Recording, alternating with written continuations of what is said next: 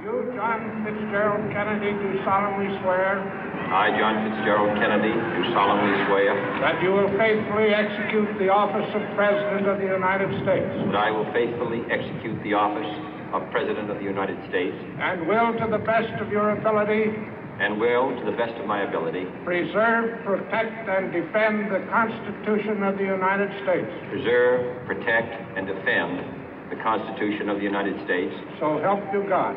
So help me God.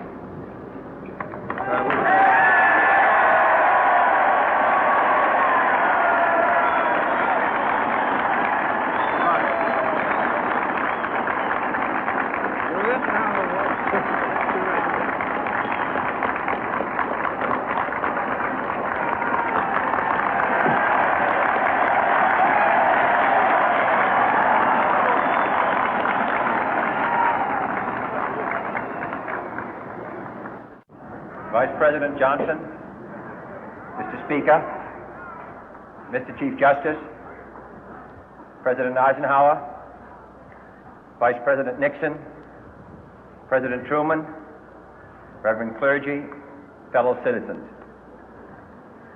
We observe today not a victory of party, but a celebration of freedom, symbolizing an end as well as a beginning, signifying renewal as well as change. For I have sworn before you and Almighty God the same solemn oath our forebears prescribed nearly a century and 3/4 ago. The world is very different now, for man holds in his mortal hands the power to abolish all forms of human poverty and all forms of human life. And yet the same revolutionary beliefs for which our forebears fought are still at issue around the globe. The belief that the rights of man come not from the generosity of the state, but from the hand of God. We dare not forget today that we are the heirs of that first revolution. Let the word go forth from this time and place to friend and foe alike that the torch has been passed to a new generation of Americans born in this century, tempered by war, disciplined by a hard and bitter peace, proud of our ancient heritage, and unwilling to witness or permit the slow undoing of those human rights to which this nation has always been committed and to which we are committed today at home and around the world.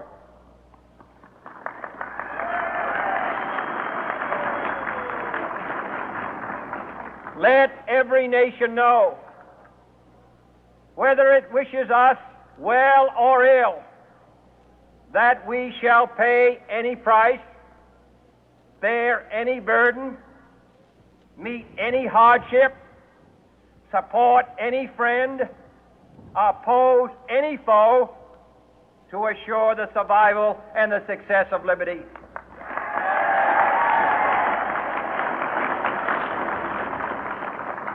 This much we pledge and more.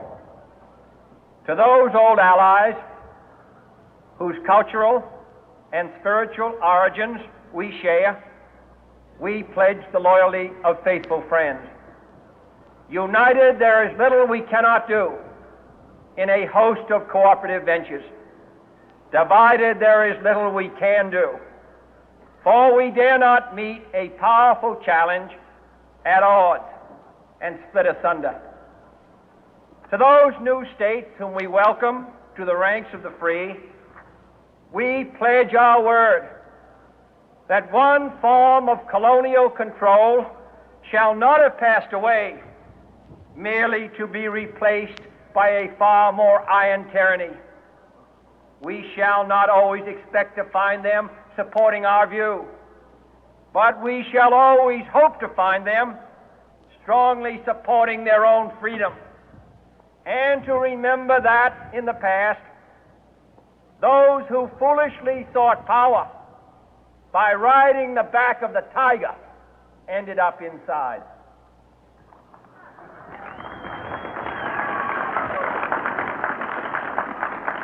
To those people in the huts and villages of half the globe struggling to break the bonds of mass misery, we pledge our best efforts to help them help themselves for whatever period is required, not because the communists may be doing it, not because we seek their votes, but because it is right.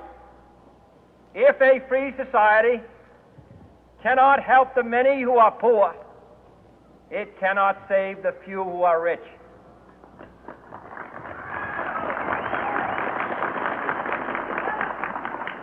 To our sister republics south of our border, we offer a special pledge to convert our good words into good deeds, in a new alliance for progress, to assist free men and free governments in casting off the chains of poverty. But this peaceful revolution of hope cannot become the prey of hostile powers. Let all our neighbors know that we shall join with them to oppose aggression or subversion anywhere in the Americas. And let every other power know that this hemisphere intends to remain the master of its own house.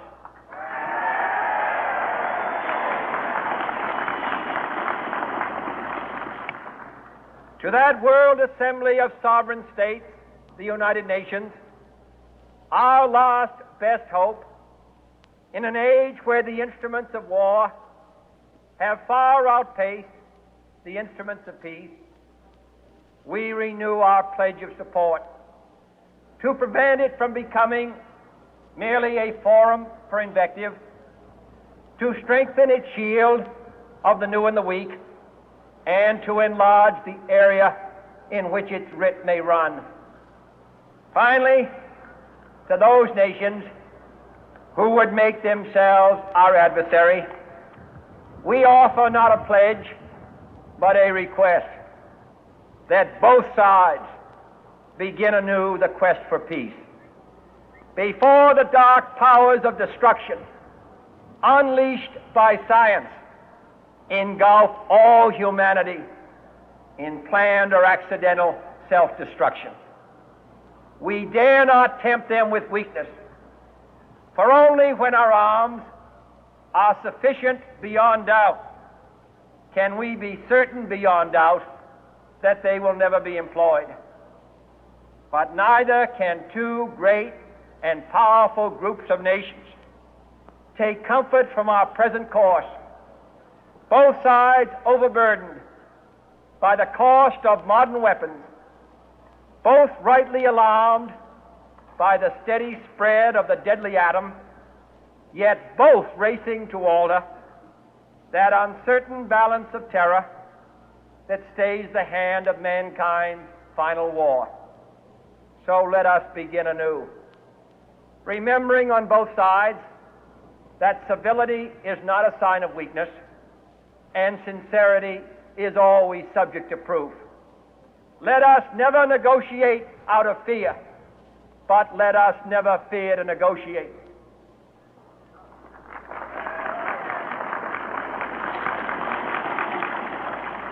Let both sides explore what problems unite us, instead of belaboring those problems which divide us.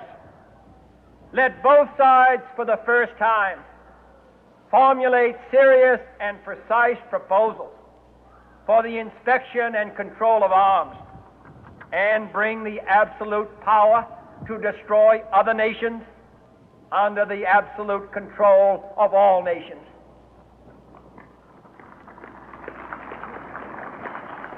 Let both sides seek to invoke the wonders of science instead of its terrors.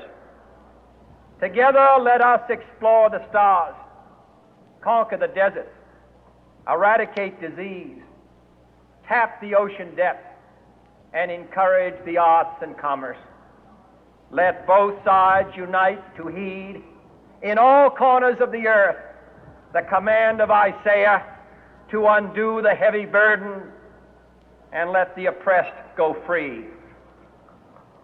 And if a beachhead of cooperation may push back the jungle of suspicion, let both sides join in creating a new endeavor, not a new balance of power, but a new world of law, where the strong are just and the weak secure and the peace preserved.